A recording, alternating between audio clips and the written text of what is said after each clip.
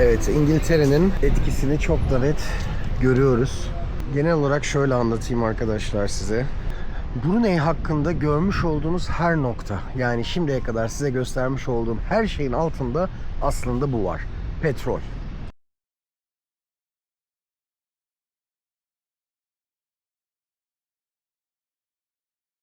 Savaşların, sömürgeciliğin, insanlığın en karanlık 200-250 yılının tarihi. Bildiğimiz diktatörlerin, hatta şu anki diktatörlerin resmen tarihinin temeli enerji, sanayi devrimi sonrasındaki petrol, sanayi devrimi sonrasındaki acıların temel sebebinin yanı başındayız. Tabii petrolün ne suçu var? Hırslarımız, insanlığın hırsları, daha doğrusu bir avuç kapitalistin hırsları desek, bütün insanlığın da suçu yok. Benim ne suçum var ya? Siz izleyenlerin de suçu var. Yani yaşamı tercih edebiliyor muyuz?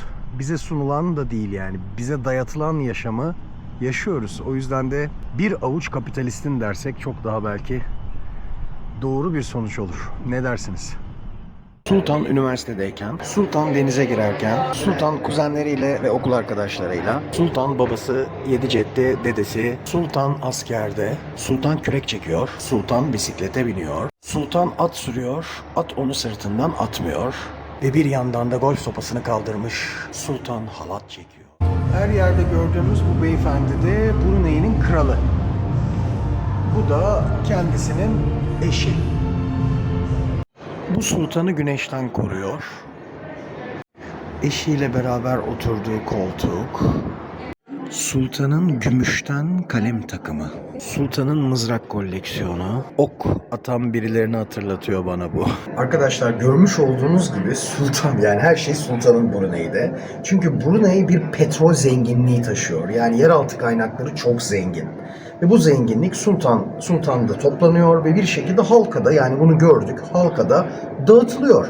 Fakat petrol olmayan ya da köprü halinde Türkiye gibi ülkelerde böyle bir sistem kurulduğunda, ki bazılarının gerçekten 2026'da böyle bir hayali var yani. Hani öyle bir ülke haline geldi maalesef. Sultanlık, padişahlık, işte Osmanlı padişahlığı, şu bu falan filan. Öyle bir yapı ister istemez bütün sömürü sistemini ya halka dayayacaktır ya da cihata çıkmak zorundadır. 2026'da cihata nereye çıkacaksın? Çıkacaksın, ortalık kan olacak. Olamayacak tabii ki. Yani kim izin verecek ki sana buna? Yani bu tip rüyalar, bu tip hayaller bir şekilde kurulsa bile emekçiye, halka, Migros emekçisine, işçisine yaslanan, emeklilere yaslanan bir sultanlık haline gelebilme ihtimali var. Bu şekilde yaşamak isteyene sonsuz saygılarımla, ama Türkiye'yi bu şekilde getirmeye çalışanların işte başkan, yani başkan diyorum, sultan gördük. Buradan kilometrelerce ilerliyor. Kilometrelerce ilerliyor. Bakın bir kuyu orada. Bir kuyu burada. Bir kuyu arkada çalışıyor. Buradan borular geçiyor. Ta arka taraflarda kuyular devam ediyor. Modern kimliği ve refah seviyesi büyük ölçüde petrol ve doğalgaza dayanıyor bu ülkenin. Küçük yüz ölçümüne sahip olmasına rağmen Güney Asya'nın kişi başına düşen gelir itibariyle en yüksek gelire sahip ülkelerinden bir tanesi. İnanılmaz bir zenginlik var.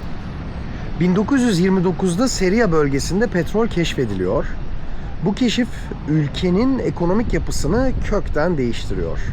1991'de üretimin 1 milyar varile ulaşması nedeniyle Seriya'daki Billion Barrel Monument ile simgeleştiriliyor. Yani şimdi gördüğümüz anıtın kurulmasının nedeni 1 milyar varile ulaşılması. Petrol üretimi zamanla açık deniz sahalarına da yayılıyor ve Brunei önemli bir LNG, sıvılaştırılmış doğal gaz ihracatçısı oluyor. Petrol ve doğal gaz devlet gelirlerinin tamamını neredeyse oluşturuyor. Ücretsiz sağlık ve eğitim gibi kapsamlı sosyal hizmetler petrol sayesinde oluşuyor. Gelir vergisinin olmamasına imkan tanıyor. Yani bireysel gelir vergisi yok. Düşünebiliyor musunuz? Yani Türkiye'de yaşayan biri böyle bir şey düşünebilir mi? Arkadaşlar sağ tarafta bir hükümet konağı tarzında bir şey var. Yani böyle dış kapısında altın kaplama noktalar falan var. Ne olduğunu anlamadım. Oraya giriş yasak dediler. Sanki su olan noktalar var. Yani şöyle su kenarları var. Üstünde yağı görebiliyorsunuz. Yani her yer petrol. Bastığınız topraktan petrol fışkırıyor dedikleri bu olsa gerek. Dikkatlice baktığınızda bu suyun üzerinde bayağı bildiğiniz petrol kalıntılarını da görebiliyorsunuz. Şu su birikintileri var. O su birikintilerinde de aynı şekilde üstü böyle yağ kaplı. 1888'de Britanya himayesine girdi. Yani bir yerde petrol varsa orada İngiltere vardır. Bir yerde İslam varsa mutlaka orada İngiltere vardır. Bu böyle 2 kere 2 4'tür. Çünkü İngiltere şunu bilir. Yani İslam, tabi Kur'an'dan bahsetmiyorum burada ama İslam kültüründe şeyhi, şıhı, imamı ele geçirdiğiniz zaman, halifeyi ele geçirdiğiniz zaman kitleyi yönetirsiniz zaten. O yüzden de İngiltere bunu bilir. Nerede Müslümanlık varsa, nerede petrol varsa İngiltere oradadır.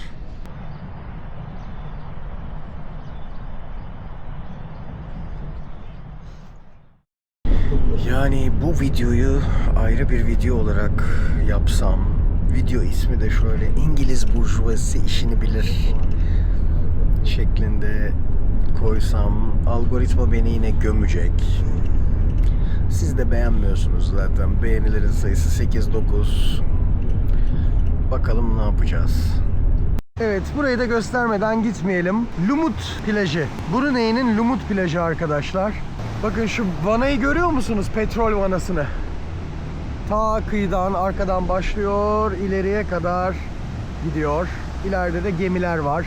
Okyanus, Pasifik Okyanusu arkadaşlar. Brunei'nin Lumut plajı Pasifik Okyanusu'na bakıyor. Burada böyle yerel insanlar, hello. Yerel insanlar aynı zamanda tezgah kurmuşlar. Biz de buradan bir kahve bulabilirsek aslında çok iyi olur. Arkadaşlar timsah yuvası burası. Bildiğiniz timsah yuvası. Arkadaşlar nehirde şöyle bir uyarı var. Enteresan bir uyarı, timsah olabilir. Timsaha dikkat diyor.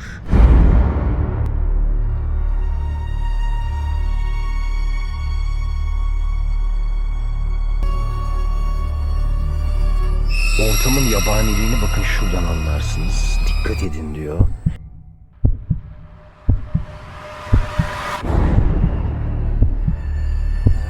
Arkadaşlar gerçekten de ciddi yabani bir ortam yani. There is crocodile. Yeah, big one. Big one, yes, maybe 2 meter. Bayağı normaldi beyefendi için, fark ettiniz mi? Yani ben şey diyorum, ya timsah var. Yeah. We saw here crocodile and this is normal for you, right? Yes, normal. Ben buradan daha ileri gitmem. Ya Vietnamlı abi de bizden cesaret alıp bu tarafa doğru ilerliyor gibi ama bu gerçekten de çok sağlam arkadaşlar.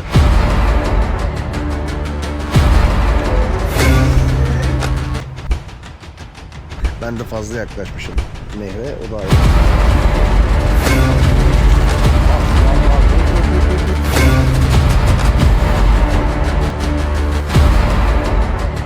Maalesef bir başka timsah göremedik arkadaşlar.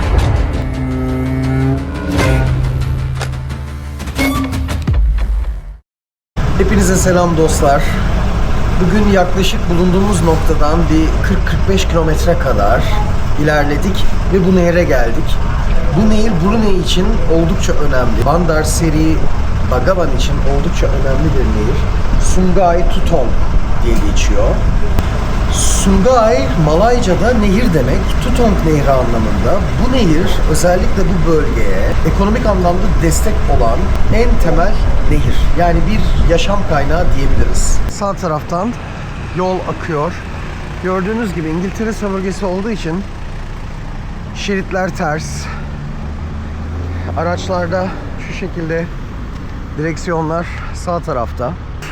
Oh my gosh. This was baby crocodile. Yeah, baby crocodile. Arkadaşlar önümüzden geçti ya. Ya bir gram abartmıyorum. Önümüzdeydi yani aramızda. Maybe 10 meter, 15 meter. No. It's distance. We and between we and them maybe 10 meter.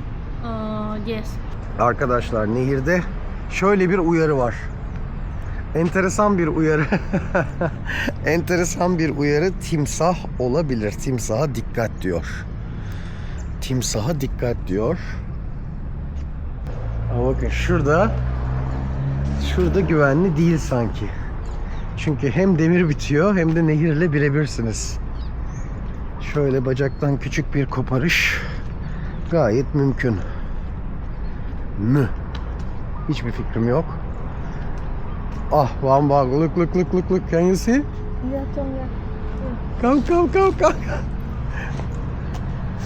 Timsah yavrusunu gördük arkadaşlar. Yavrusu buradaysa kendisi de burada olabilir. Direkt dönüyoruz. Did you see it? İlk defa timsah gördüm arkadaşlar. Yani çocukken gittiğim hayvanat bahçesi dışarısında fakat tao görmüş. Vietnam'da da varmış. Ben ilk defa yani hayvanat bahçesi değil normal kedi gibi gezen bir timsah gördüm. Vay. Arkadaşlar şuradaydı ya. Şurada gördük. Bakın biz de şuradaydık. Aramıza ne olur ne olmaz diye şu demiri aldık. Ve çok güzeldi. Böyle koyu yeşil. Ya umarım kamera çekmiştir ya. Bildiğiniz koyu yeşil. Böyle vahşiliğini her şekilde hissettiğiniz bir şeydi yani. Maalesef bir başka timsah göremedik arkadaşlar. Şöyle bakıyoruz. Arada bu demirin bizi koruyacağını umarak bir de tabii yükseklik var. Bayağı bildiğiniz az önce gösterdim timsah uyarısı. Biz bir tane gördük. Yani timsahlar soğukkanlı canlılar. Genellikle 50-60 yıl yaşarlar. Hatırlayabildiğim kadarıyla yumurtanın bulunduğu ortamın sıcaklığı onların dişi ya da erkek olmasını belirler. Dişi ya da erkek yumurta yani yumurtlarlar çünkü yumurtanın yumurtlayarak memeli değiller yani. Çok güçlüdürler fiziki olarak. Ölüm dönüşü denir. Parçalamak için o dönüş hareketi vardır ya onu yaparlar. Asya'da bulunur. Yani biz de Asya'dayız. Tatlı suda yaşarlar. Bazı türleri var çok nadir tuzlu suda da yaşayan ama tatlı suda yaşarlar. Ya galiba bir tane gördüm. Ama çok uzakta arkadaşlar. Yüzüyor ya. Parmağımın ucunda büyüteceğim. Genellikle 1.6 metre. Ya bu bayağı büyük. Bayağı büyük arkadaşlar. There is crocodile. Yeah. Big one.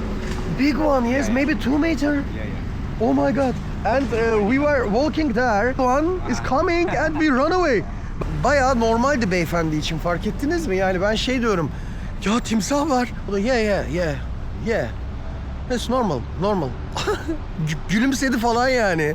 Hani biz sokakta köpek görüyoruz ya. Onlar için burada timsah bu yani.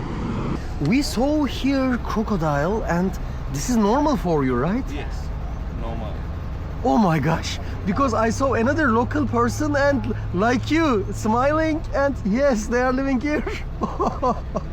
Do you want this? Please take it. Thank you very much. You saw sometimes crocodile then. Yes. Sometimes they pass here. How many meters? 1 meter or 2? Maybe some 3 to 4 meters long. Really? Yes. Kong bölgesinde olan başka bir göle geldik. Burada genelde nehirler, göller birbirine bağlı olduğu için her yerde timsah uyarısı var. Ortamın yabaniliğini bakın şuradan anlarsınız. Dikkat edin diyor. Açık kontakt, bazı bitkilerle açık kontakt direkt alerji yapar. Arkadaşlar gerçekten de ciddi yabani bir ortam yani. Uyarılar çok enteresan. Az önceki timsah uyarısını ben ciddiye almadım. Böyle şaka diye rahat gidiyordum. Çat diye timsahla karşılaştık. Şimdi ikinci uyarı. Bazı bitki ve bazı kuş türlerinin vahşi olabileceği. Hadi bitkiyi geçtim. Bitkiye dokunmayız da. Kuşu ne yapacağız? Kellemizi alıp götürecek mi? Yemin ediyorum öyle garip arı mı desem bir şeyler uçuyor ki insan ciddi tırsıyor. Ve bakın burada timsah olabilirmiş arkadaşlar çünkü altımız bataklık. Yani şu anda şu gördüğünüz altımız bataklık. Görüyor musunuz?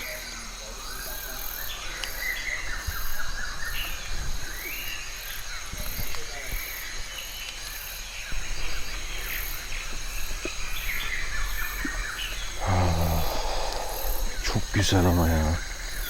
Yani çok tehlikeli değil belli ki. Çünkü bakın sonuçta inşa etmişler.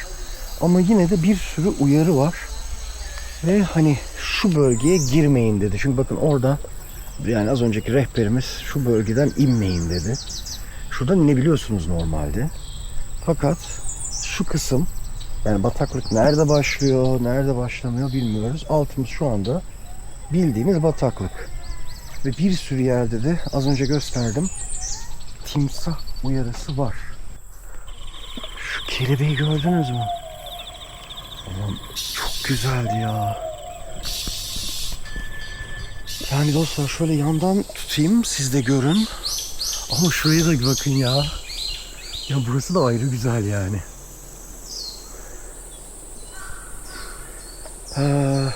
Yani bitki uyarısı var. Bitkilere çok fazla dokunmayın diyor. Böcek uyarısı gördüm. Timsah uyarısı gördüm. Kuş uyarısı gördüm. Başka da hayvan kalmadı galiba. Ama ya şu çekiciliğe bakar mısınız? Şu yol bitirmeden nasıl dönelim buralardan yani?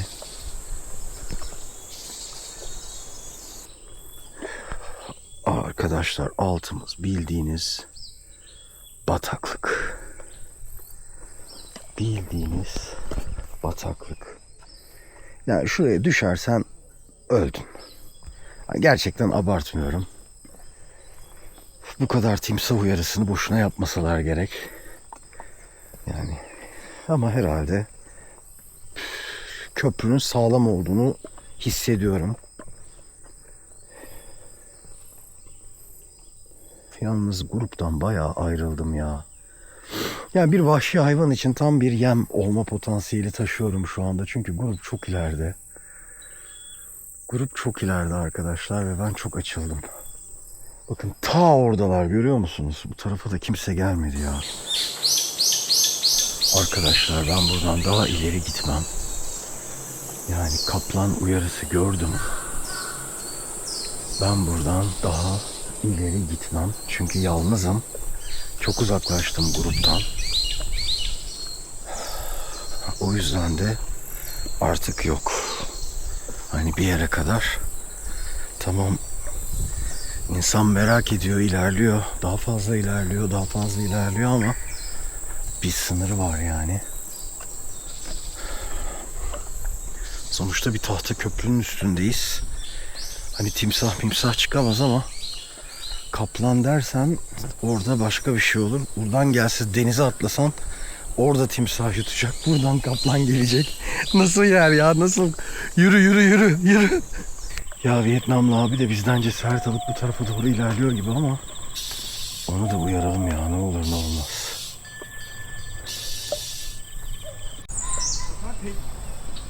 It's wonderful, but there is a warning. There is a warning in this place. Tiger. Because of that I'm... Evet, uygarlığa geri döndük arkadaşlar. Bu gerçekten de çok sağlam arkadaşlar. Uyarıyı görüyor musunuz?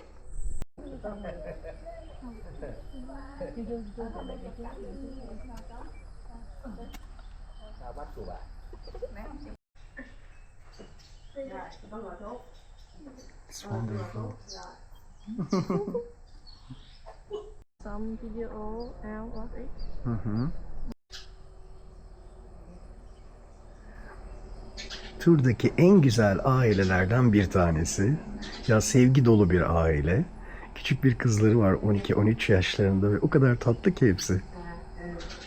Tahta köprülerin dışına çıkmayın uyarısı çok fazla yapılmış arkadaşlar. Hem bataklık olması hem de onun dışında timsahların olması. Bu uyarının nedenlerinden bazıları. Bayağı bildiğiniz vahşi doğanın içerisindesiniz çünkü. O yüzden de göstermiş olduğum köprülerin dışına çıkmadık. Vallahi ben de çıkmadım açıkçası.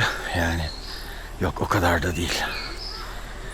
Hani buralarda bu vahşi yaşamın içerisinde bir canlının yemi olmak çok iç açıcı değil.